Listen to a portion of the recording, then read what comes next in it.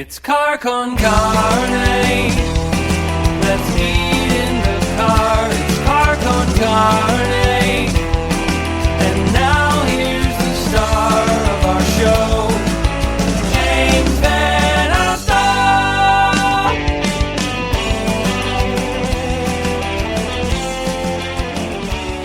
I gotta tell you, I'm proud of you for being able to record your voice stuff at home. I never want to do any recording at home ever again. Ever since COVID and doing like 200 episodes of this, I have PTSD from Zoom recordings, all that. I just want to be in my car eating hot dogs in perpetuity. I'm down with that too. Yeah. I'm down with that too, but there is something to just going in and nobody's bothering. I got my YouTube videos if I need to take a chill out for a second and just crush through my work. I get that. All right. This is a collaborative podcast. Can I still read my sponsor if it's a collaborative? Please do. Okay. Car Con Carne is sponsored by Easy Automation, easy-automation.net. Transform your living space with cutting-edge home automation. Experience seamless control over audio, video, lighting, climate, security, and more. Embrace the future of smart living. Your home, your rules, motherfucker. Get a quote by visiting easy-automation.net or give my guy Dan, not the guy Dan sitting next to me right now, the other Dan, the Easy Automation Dan. Give him a call at 630-730-3728, 630-730-3728. He says he kind of likes when I do that, in case you're wondering. I like it. I wish more advertisers were on board with that. You would think in this realm, the podcasting space, they would be more open to that. Well, the name of the game is being memorable, right? That's right. Don't you want to be the motherfucker? I want to be the motherfucker guy who gets the biggest prize out of that. So yes, that's right. Car Con Carne is a Q101 podcast. I'm James Van Alstyne. I mentioned this is a collaborative podcast. So what is happening right now, as I'm recording this for Car Con Carne, is happening for Barguments. Yes. Welcome to those fans as well. All three of them. This is my wife and my son. This exact podcast will be shared out to two different fan bases. Nothing but fame awaits us after this. Dan Levy is the architect, the host, the man who's spearheading Barguments. What is Barguments? Barguments is a podcast where we argue topics that are very silly, that don't have a real answer, and it's something you do with your buddies at a bar, a barbecue, barbershop. Hot dog place? Really, hot, in this case, iconic Chicago hot dog restaurants. So here's a little insider information. I'm recording at Gene and Jude's. If ever you listen to Car Con Carne or watch it on video, as some do, and you see or hear that I'm at Gene and Jude's, it means I don't have a restaurant sponsor, and this is the cheapest thing I could do. Actually, it's the cheapest thing because it's my pleasure. Yes. This one was my pleasure. I'm the one that brought the idea to you. So and to be honest, you are the reason 20 plus years I've lived in Chicago, never had Gene and Jude's until today. I'm so glad you're... Well, we should start eating as we're talking. A pilgrimage. Here you go. So for those Bargument fans who have never heard or seen Car Con Carne, I've been doing this for going on 11 years. The general premise, not always adhered to, general premise is I meet my guest at a local restaurant, brew pub, place of note, and we eat and chat in my parked car. And I swear to God I was doing this before James Corden and a lot of those other... Well, first of all, I don't even know which one. I got a double, but I don't care which one is which. All right, so we're at Gene and Jude's. This feels way more substantive. Yeah, that's a bigger guy. Yeah. This is single dog. As I said to Dan when we walked in, Gene and Jude's, your choices are hot dogs or hot dogs. Yeah, all the different hot dog places that people always tell me to go to, the Super Dogs, Portillo's. Hot dogs is like the third thing on the list. But this place, it's only hot dogs, only fries, and tamales. That's it. Yeah, and why would you get a tamale? I am impressed already. Here. Yeah. So the Depression dog, it's a hot dog couched in a bed of French fries, which they cut and make in-house. Amazing. Their fries are great. Fries are absolutely great. Now, Dan Levy, astute Car Con Carne listeners/watchers. I have been a listener and a watcher of this podcast. Well, I was going to say since the inception, when you and Mike Bratton were getting barbecue. And you've also been a guest. You were my guest at Chicago Culinary Kitchen. You were my guest at Rickabenny's. That was those both were really good. Mm-hmm. Well, my first time soloing it with you, and I'm honored. Mm-hmm. Long overdue. Yes. I mean, we last did this pre-pandemic.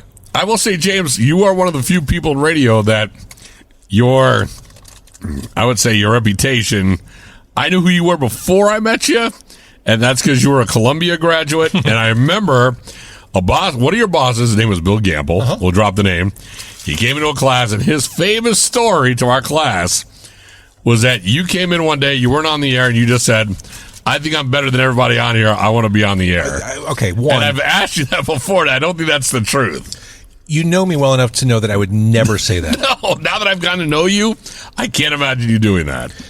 I believe I said something along the lines of, here's the situation. I was working as a programming assistant. It was my first job out of an internship. The woman who was hosting the local show, then called the Local Music Showcase, Carla Leonardo, took a job on the East Coast, so that position was vacated. The other disc jockeys at the radio station weren't terribly interested in hosting and curating 30 minutes or an hour worth of independent local music, which during the 90s, they're fucking crazy not to have wanted to do that. Yes. But I think I probably said something to Bill at the time, because I was working for him. I said, I think I can do this show. I would like to audition for it. He's like, hey, you got to put together a tape. I'd never done that before. So what I did to get an audition together, I went out and did 3 interviews with local bands. Never did that before.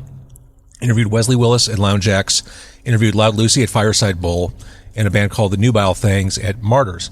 Wow. And I grabbed actualities, sound bites from each of those interviews and spliced them into a demo show using real local bands at the time. And I got the job. I think, was it a great audition? Probably not, but I was the only one who raised his hand. I don't know if anybody who submits a first audition demo in our business is ever really that good. Right. But I can imagine yours being exceptionally well because of how much your knowledge is.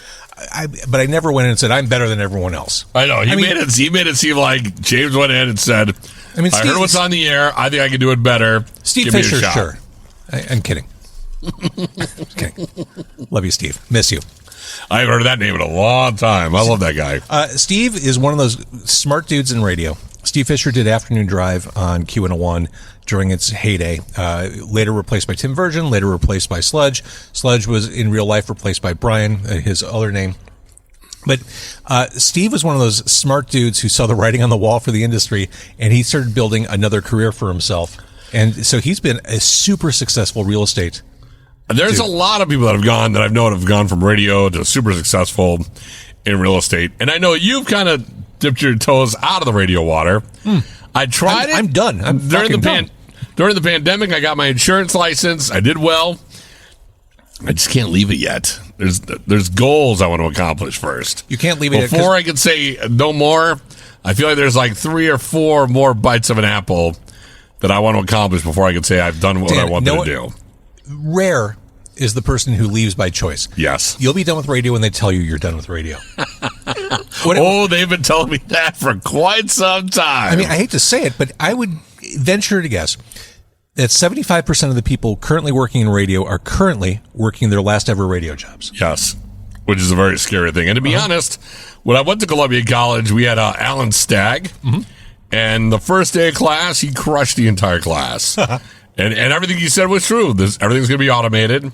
In 20 years, you'll all be either replaced by syndicated voices or somebody from some other town. The jobs will be swallowed up, and visionary. There'll be very little work for anybody to do. And then the next day, the next class, I think I was one of 3 people that came in, and he said, you're probably going to make it.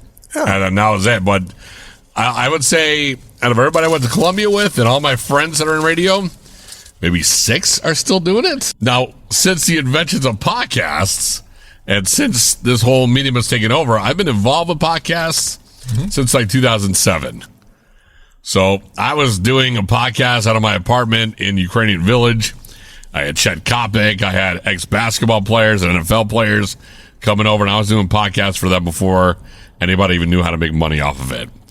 And at the time, I thought it was a no-go. That's such a hipster thing to say. I was doing podcasts before. It really is, but I would say there was no glory to it. Dude. Until I told Abe Cannon and Ryan Mano, Abe and I were both kind of out of jobs. Ryan was still working at Q101. And I just said, as long as we're not really doing much, let's do a podcast. And then that podcast led to us being on the Howard Stern channel. And then I went, oh, okay, there's a way to make another life out of this. And during the pandemic, I was able to kind of curate more clients and do more stuff like this. So to be honest, as long as I have like my hand kind of in radio and in podcasting and in voiceover, I feel like there's enough for me to not leave yet. Yeah, I mean, I tell people I do radio in my car now. but it's awesome. It's what it, This is better than any studio I've ever been in.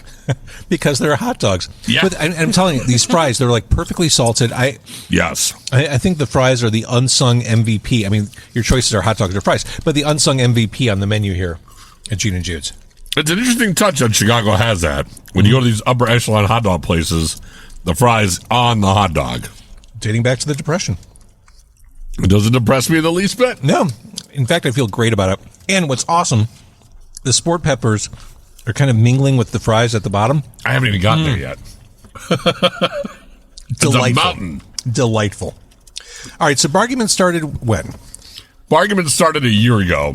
About almost a year and a half ago. I feel like it's been going on forever, but you also work it really hard. Well, I try my hardest because during the pandemic, we were all working from home. So the job that I have is with Total Traffic Network in Chicago. And for the pandemic, they gave pretty much, I already had a home studio, but they gave everybody else a home studio. So I thought that was going to be what I was going to be doing for the rest of this job. Mm-hmm. But then, like everybody else, when all the restrictions came off, they started making everybody come back, and then they started telling us to come back 2 to 3 days a week. And I was just like, you know what?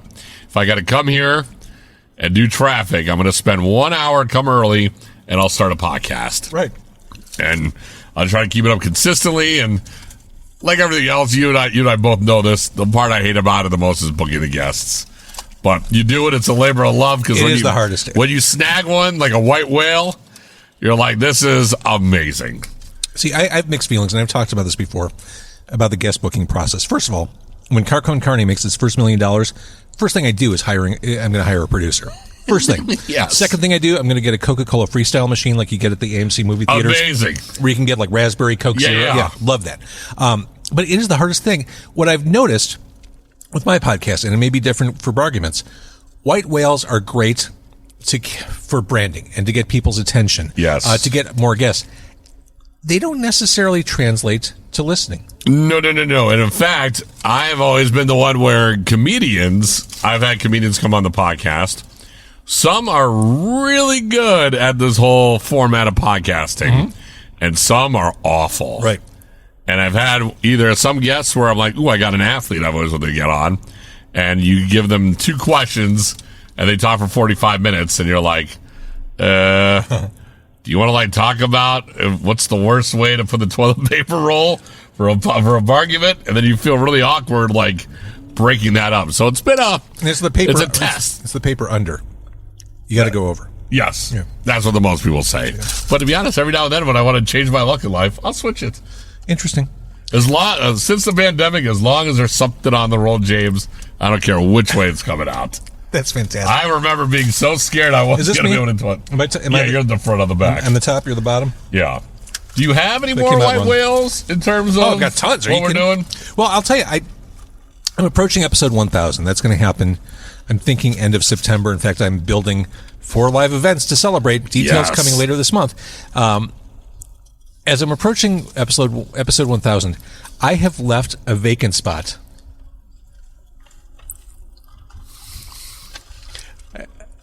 Wait, hang on. Oh, that guy's... I saw you That's guys. it. How are you? I saw you guys. What's your name? Joaquin. What up, man? Great to meet you. I'm James. Likewise. That's guys. unbelievable. I was like, I saw them interview Ethan from Hermosa. Yeah. That is That was unbelievable. amazing. Hey guys. I saw the microphones. I was like, I know these guys. I'm just gonna triple check. But thank you guys for your podcast. Yeah, that's awesome. That is awesome. And Ethan is like, he's a masterful chef. Yeah. He is. The interview with him was amazing. Thank I loved you. it. Thank you. This is guys. Dan. He does a Dan. podcast called Barguments. Nice to meet you. Nice. I really appreciate you saying hi. Oh, likewise, guys. Can I Very just take cool. a selfie? Yeah, you can take a selfie. We're All right. recording, but this is perfect. Okay, great. Selby mid-podcast. This is why I did the collaboration. Nice. Thank you guys so much. Thank you guys. Nice meeting you, Thanks, man. dude. Have a good night. one, guys. Take care. Enjoy. That's hilarious. Okay, so he came up to the window. All right, speaking of famous, I think that was the...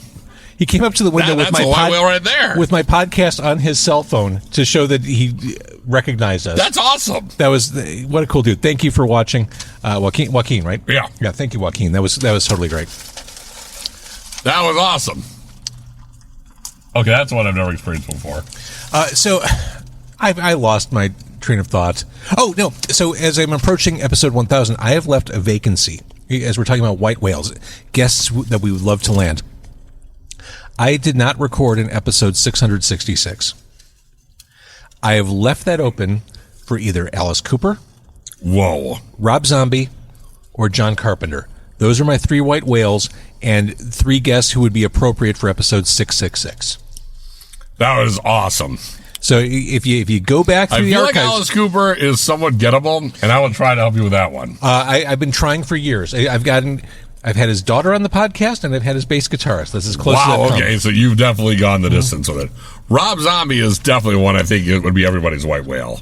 Oh, the music and the movie, and especially with the horror movies. Oh, yeah. I for sure. So those are my white whales. Who do you want to bargain with? You know what? It's funny. I wanted to do a thing where I would kind of theme it out a little bit. And during Halloween, I was like, you know what? During the summer, during the spring, I'm going to try to get Freddy Krueger. I'm going to try to get Elvira. I'm going to try to get a Jason. And every time I've reached out to these people, they're all like, they only want to do their genres of podcasts. So I'm like, I didn't realize there were genres. I was like, it's the summertime. I just want a quick call. Yeah. And I was like, okay, I guess I won't. I guess I'll just have Exhibit, who's clearly going to come on, not a rapping genre podcast, and he'll come on instead. I think that's cool. I do want to. I wanted I think for me the white whale is having Freddy Krueger as Freddy Krueger. And Robert Englund specifically, yeah. And just asking him questions and what would you rather in terms of murder stuff. And that's kind of what I wanted to throw at him. That'd be awesome. That might just be a dream that may never, ever get lived. But so I did Candy Corn Carne last October, and I did all Halloween-themed episodes. That's what I wanted to do. So I did the Oohs and Ahs, OOOZINAH. They're a monster band. They dress like monsters, professional that makeup. Awesome. I don't know how you've gotten bands in here. This car is barely able to fit me. So I had, along those lines, I had White Rabbit Object. I love this band. Awesome. Independent Chicago band. Had them on the podcast maybe 3 or 4 weeks ago. Lead singer, Mallory in the front seat, 3 musicians in the back seat, 2 guitarists and a percussionist. It was bananas. It came out great, but the percussionist had to bail the second they were done recording. He's like, I'm out. He was so uncomfortable. I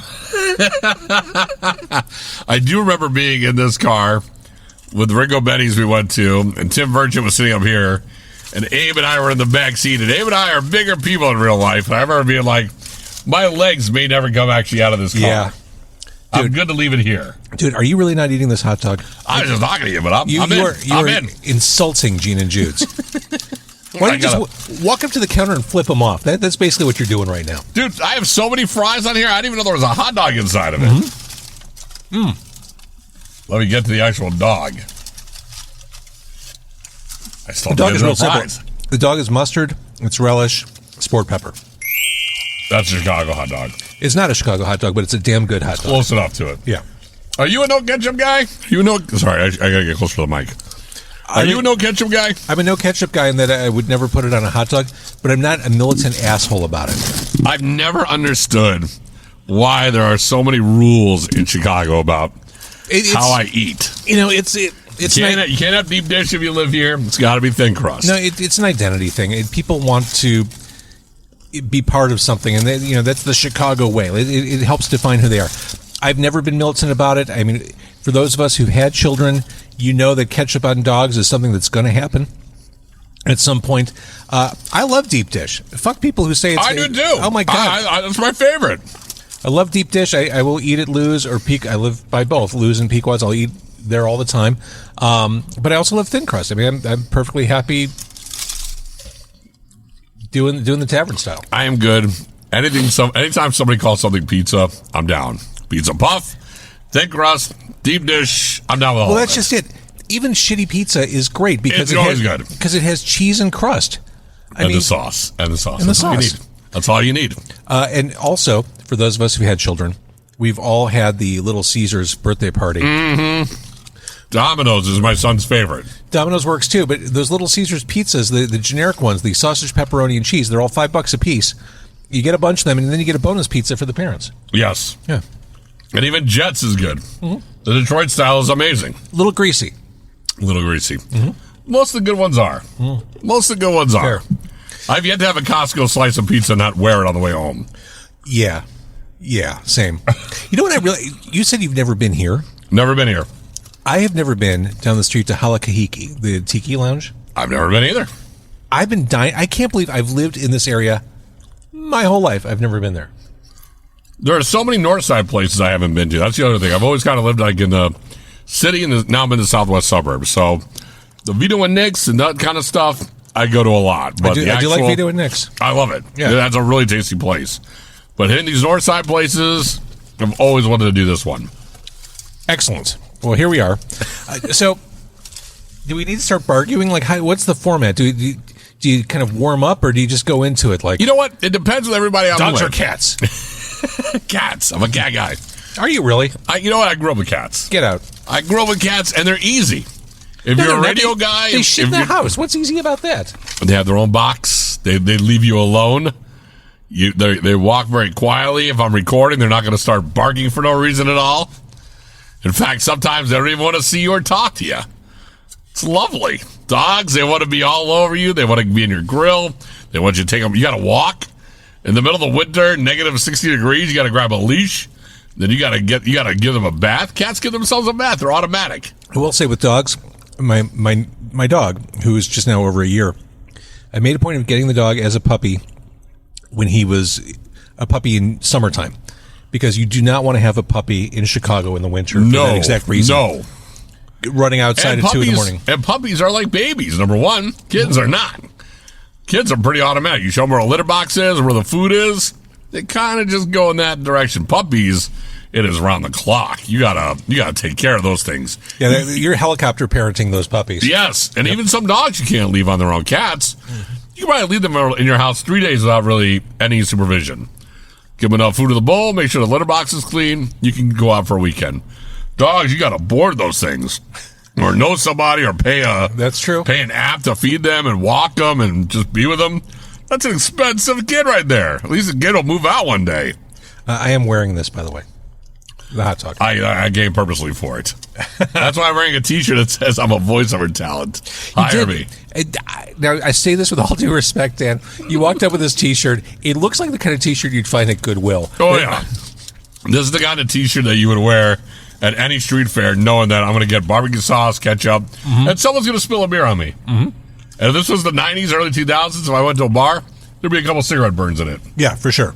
That's what I do. So do you have like predetermined questions for Barguments based on who your guest is? I try to tailor it to that person.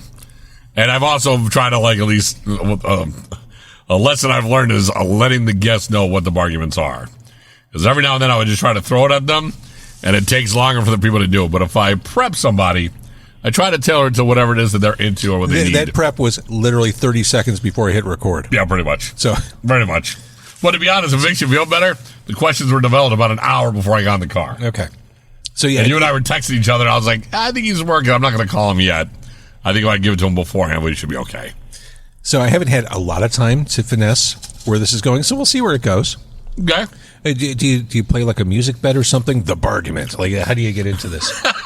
It's a natural segue. Okay. Natural. Doesn't need to be overproduced. Barguments. Bunch of beer mugs clinging together. Uh-huh. Cheers. God. All right, here's the one. I don't miss any of that. Here's the one that it's a generic one I was going to give you. But Bargument number 1, James. Yep. What is more annoying, to lose your cell phone or to lose a remote control? I think it goes without saying. It's a cell phone. You would think that, but the minute you lose that remote control in your house, and the minute you're all by yourself and you're like, I'm going to watch a TV show, there's nobody home, everyone's asleep, I'm a terrible person to ask this. I don't ever watch TV. I almost never watch it. Yeah, but you're like a giant movie guy. I remember at one point you were spending like all your nights watching a new horror movie. I'm not doing it on TV. I'm doing it on a computer. You watch movies on computers? Yeah, I've got a nice monitor size. Are you just sitting and watching it? Yeah. Sitting like in a desk chair watching a movie? Well, not a desk chair, but I've got a chair and an ottoman, and I'll watch it. Oh, I can't do that. I can't do the computer. I don't like TV. Okay, so it goes differently for you. Yeah.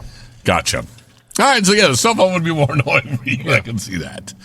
All right, since it is Car Con Carne, you're a music guy. I am. Best Carcon band. Carne, best music podcast according to the readers of the Chicago Reader for 2023 and 2022. I voted for that. Thank you. Best band named after a food. So options would be Meatloaf, Yep. the Cranberries, actually part of the same meal. Smashing Pumpkins, Yep. Blind Melon. Blind Melon, sure. Limp Bizkit, but we said that's a no-go. And the spelling, even though it's a homophone, the spelling's a little suspect. I don't know if that counts. Got it. That's fine. Eminem, I'm not going to put in there, even though it isn't candy, but that's named after him. I'm not going to give that one. Yeah, that feels like a stretch as well. Yes, I'd give you that one as well. And Pearl Jam, I don't even know if that's a food, but that was in a category I saw too when I was looking at it. Pearl Jam? Jam. Oh, no. Yeah. All right, so what do you have? I would say for me, number one, it's going to be the Red Hot Chili Peppers. Or to be honest, the band that travels the most, Fish. You're a Fish fan? I'm not a big Fish fan, but that's probably one of the better bands. If you're going to think of a band that's food, for me, the Red Hot Chili Peppers are number one. I just don't want to make them number one for anything.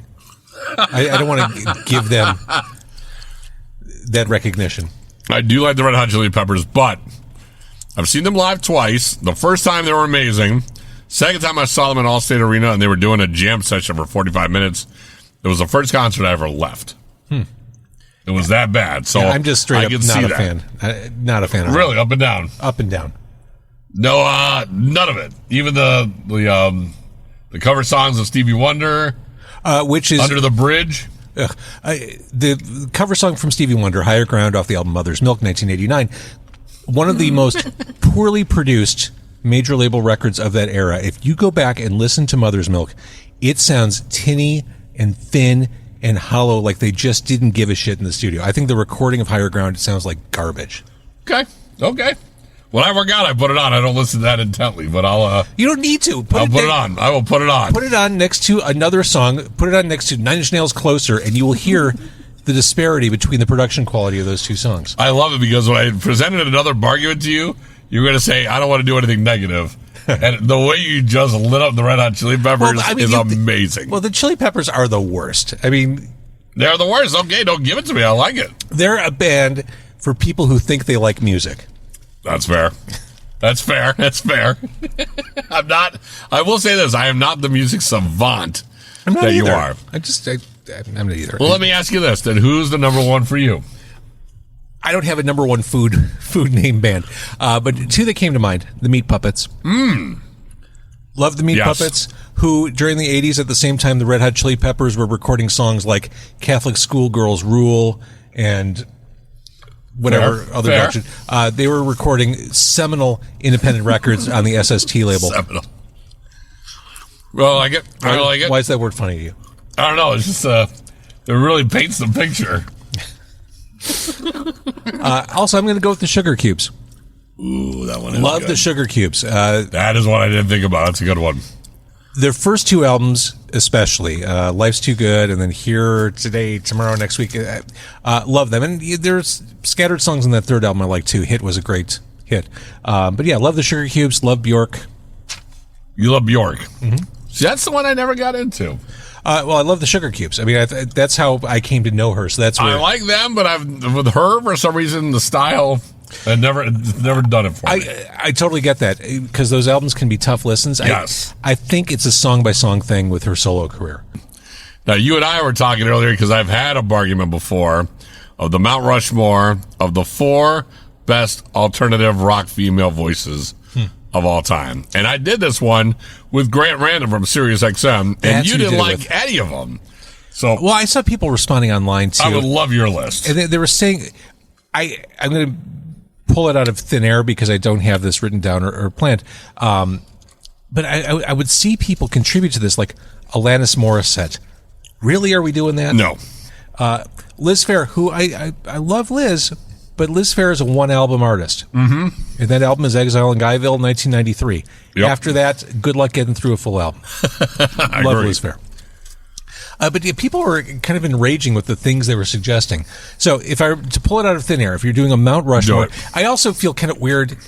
It feels reductive to say, this one's all about the women. Like Are we True. really, in 2024? Are we defining artists by their gender? I don't know.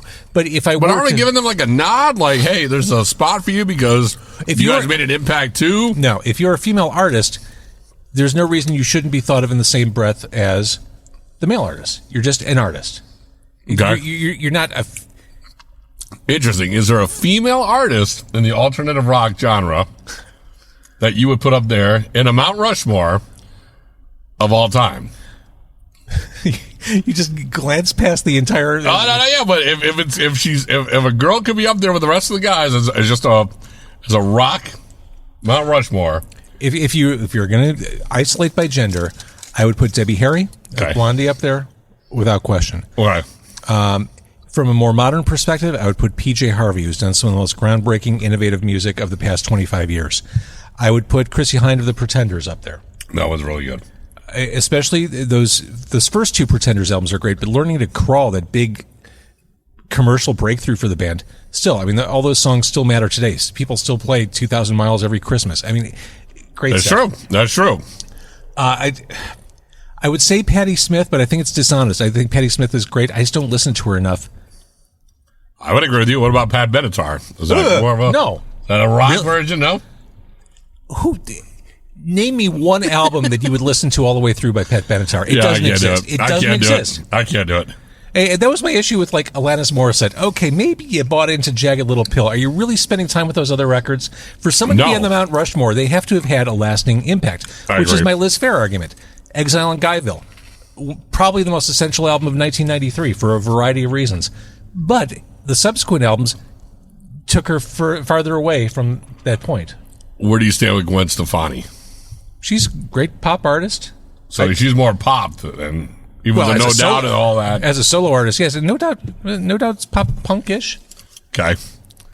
So I remember her doing some stuff with Sublime and doing some.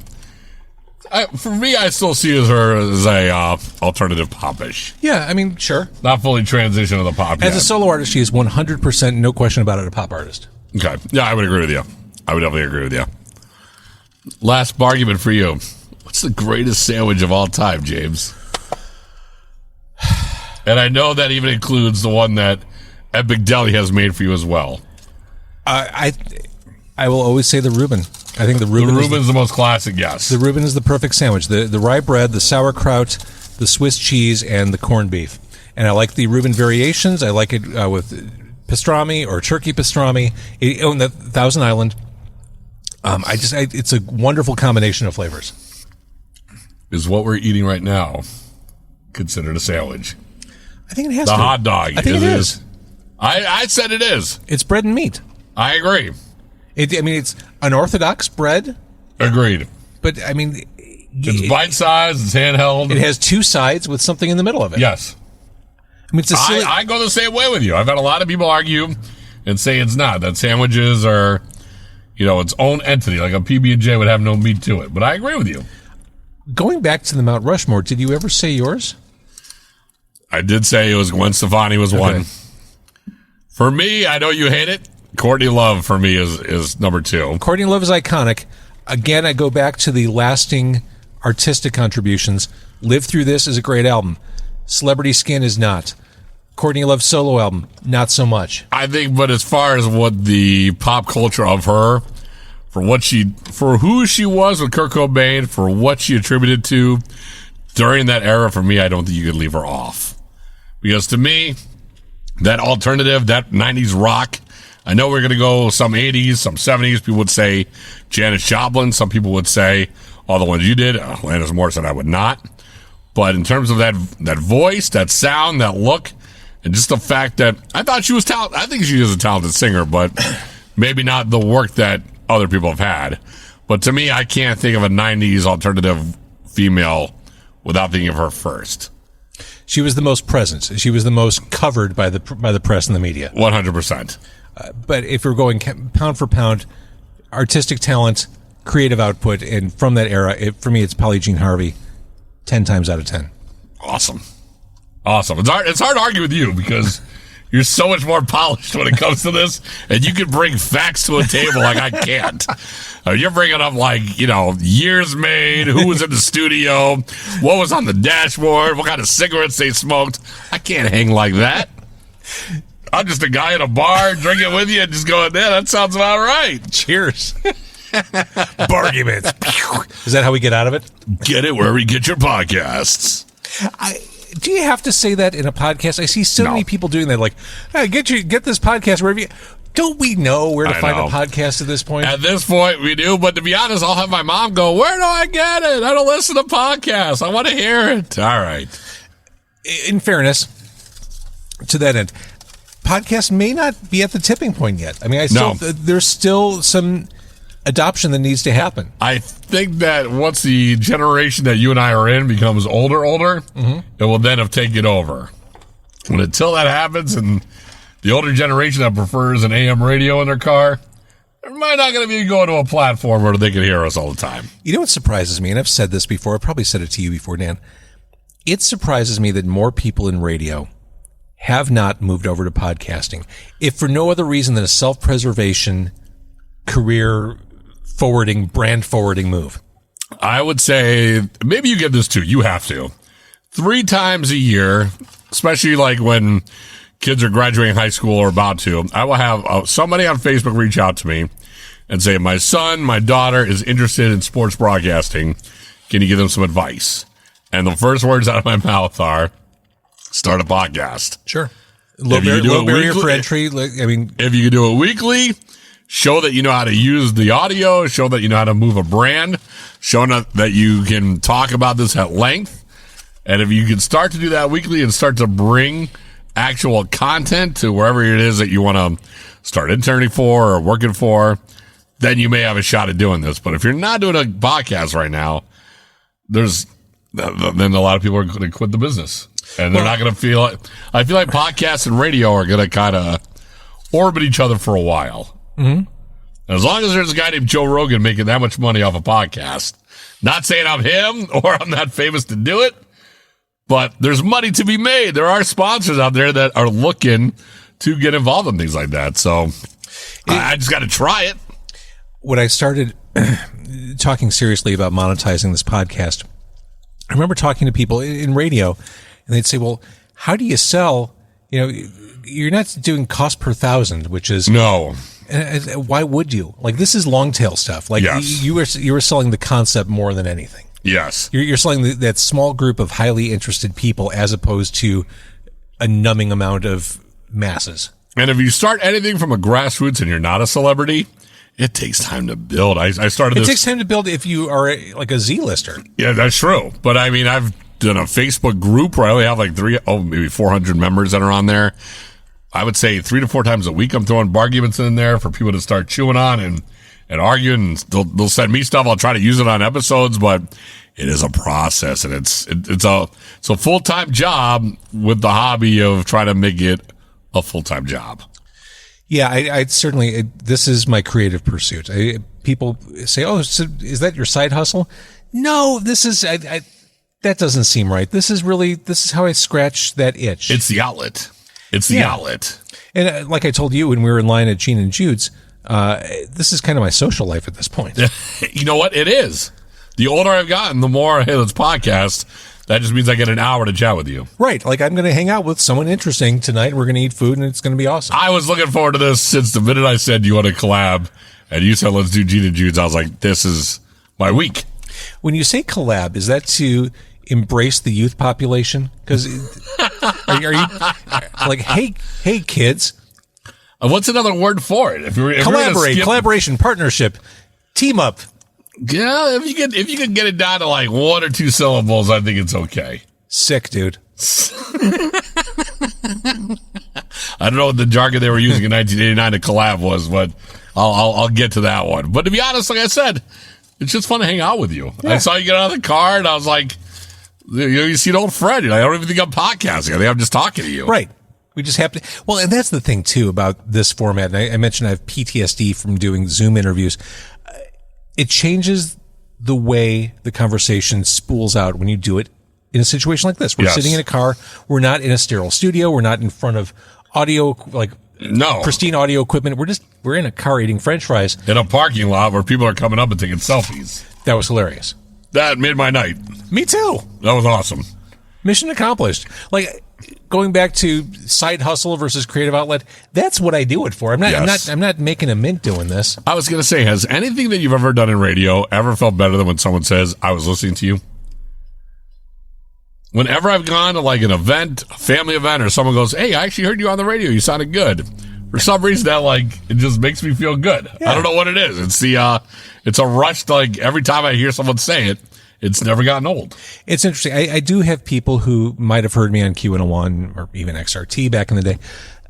I find, especially depending on someone's age, a lot of people will know me from the podcast, but have no idea that I did radio. Now that's interesting. It blows my mind. Because you've been on the radio for like 30 years. You've been doing the podcast for what, 6? No, going on 11. It's been 11. Wow. I mean, you're right, because when I was at WGN is when you started it. Yeah, episode 1000 is coming up. Wow. But, I stopped doing radio full time a long time ago. There's got to be that itch still. No, I know you said it's not there, but there's got to be. No, I know what radio is like now. Yeah. There is nothing I could do in radio that I haven't already done. There is no new terrain for me to cover. It's all been done. The opportunities don't exist for growth. I'm good. I'm happy being radio adjacent with, the Q101 partnership with this podcast, but right. I don't ever need to go back to that industry. I would just say with the knowledge that you have, the way you present, and just because you are tied to this city so much, it's got to be like that. No. Well, Still got to be there. I just feel that we've come this far. We've worked this hard. Well, this is the result. You've built up who you are. I've got Joaquin coming up to my car. That was pretty awesome. I won't disagree with that. That was pretty sweet. Yeah, that's mission accomplished for me. I'm good. Gotcha. Well, consider me down to do this once a month with you if it scratches once itches. a month. We need different topics. We need topics you feel more comfortable and conversant in. I can converse with you about all of them. I just served you up once. We can talk sports. You said no sports or TV. I'm like, all right, greatest sandwich of all time. That should have been a clue about the remote control when I said no TV. I figured movie, because you're watching movies. But okay, that's fair. Like the idea of a Hulu subscription, I can't. I understand. I'm still paying for cable because I have a kid, but I don't want it anymore. Yeah, I don't want the cable anymore. Someone needs to explain to me the benefit of Disney Plus. Kid. Well, if you're doing the subscriptions, and if you are a sports person, there's the ESPN. Oh, it's bundled. And it's bundled with Hulu and everything else. So now I can watch The Bear because I have Disney Plus. Do you like The Bear? You know what? I've only seen the first episode. I know what they say. The first couple are slow, and then it gets into it. I just can't do. I can't do. You got to go 3 episodes until you can say you like it. That's not me. I can't get past the first episode. I just realized, and I get what they're doing. It just wasn't for me. And I've watched the first episode 1.5 times for that exact reason. Like, I know I need to get over the hump. And the reason why I think I should try is because I had the same feeling when I first watched Sopranos. I did not like the first episode. I'm right there with you. The episode where he's upset about the ducks in his pool. I was like, the baddest mobster is going to therapy for the ducks in his pool? I can't watch this. Then it was nothing but payoff after that. That's true. But I know when I watched Breaking Bad, I was hooked for the first episode. Oh, yeah. When I watched Dexter for the first time, I was hooked. When I watched, Lost for the first episode, like, all right, I'm in. But if it's going to take me 3 to 4 episodes to go, I think I'm into it, I can't commit to that. Yeah, we don't live in a slow burn lifestyle anymore. Slow burn lifestyle. That's a proper way to put it. Don't bury the lead. Just get it all out there. Just give me it. Just get me in. Like music these days, right? Within 7 seconds, give me the hook. I don't want to hear bridges anymore. Just go right to the good stuff. Do you listen to vinyl? Am I the only one? I don't have vinyl, but when it's on and somebody's got it, I will prefer it. Here's a bargument for you. Here's what you should have brought to the table. Not being critical, but here's what you should have brought. Give me. Is it a record or a vinyl? Ooh. There's only one answer. It's a record. Interesting. I think it's a generational thing. You'll hear people of a certain generation say, I bought a vinyl. Vinyl is the format. It's like saying I got an oxide for a cassette. It's not called vinyl store day. It's record store day. That's true. So you would say, do they have this on record, not vinyl? Yeah. Well, no, you could say on vinyl because it literally is on vinyl. It's pressed onto vinyl. Right. But it's not a vinyl. It's vinyl is a plural word. It's a genre almost. Yes.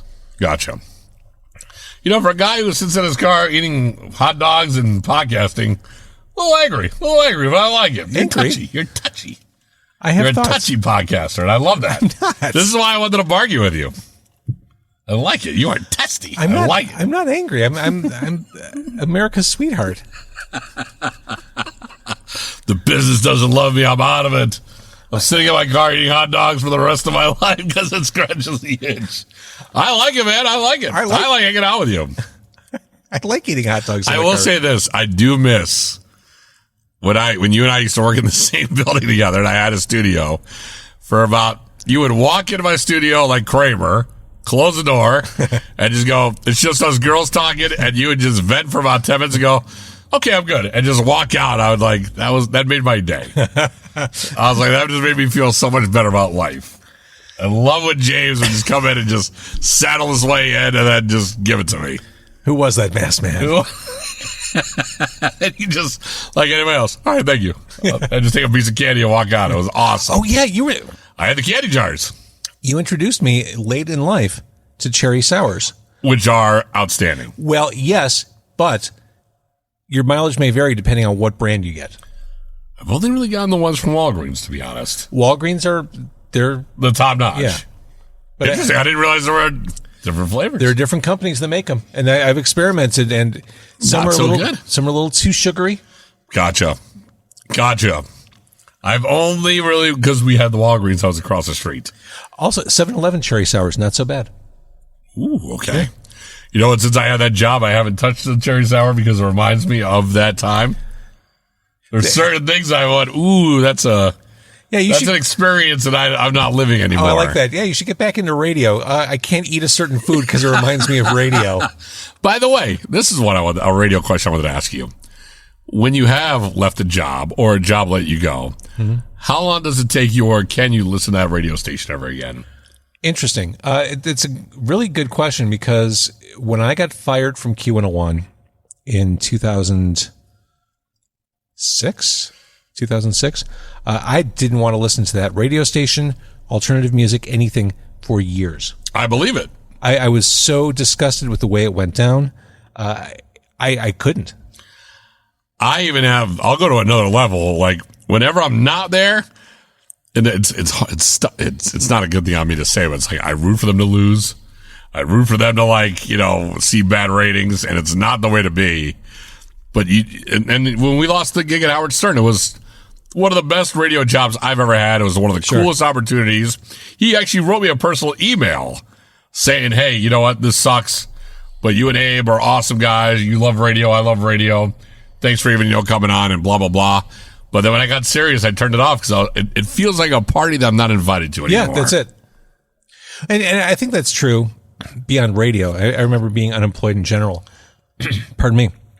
And I remember walking the streets of downtown Chicago. I was meeting someone for lunch, and I would see people walking through the loop at lunchtime in groups from their office buildings, and I felt resentful. Yes. And it was 100%. And I was aware that it was an immature, petty way to feel, but when you are out of work, it really does. After that first week when everyone calls and checks in on you, you really feel adrift. You start to almost go through the stages of when someone died. I tell my wife, like, whenever one of us has lost a gig or someone I know in radio that loses a gig, I'm like, you're going to go through anger, sadness, laughter. Anger is going to come a lot, and it just... Well, there's denial in there. Yes. All of it. You experience all of it because it's not what you were anymore, and you're just like, what am I doing? And I slept in today where I should be, doing this or that, and it's a weird feeling, and it's like, after that first week when people check on you, you're like, that's it. The only time I'll hear and see from them again is on social media, and that's really about it.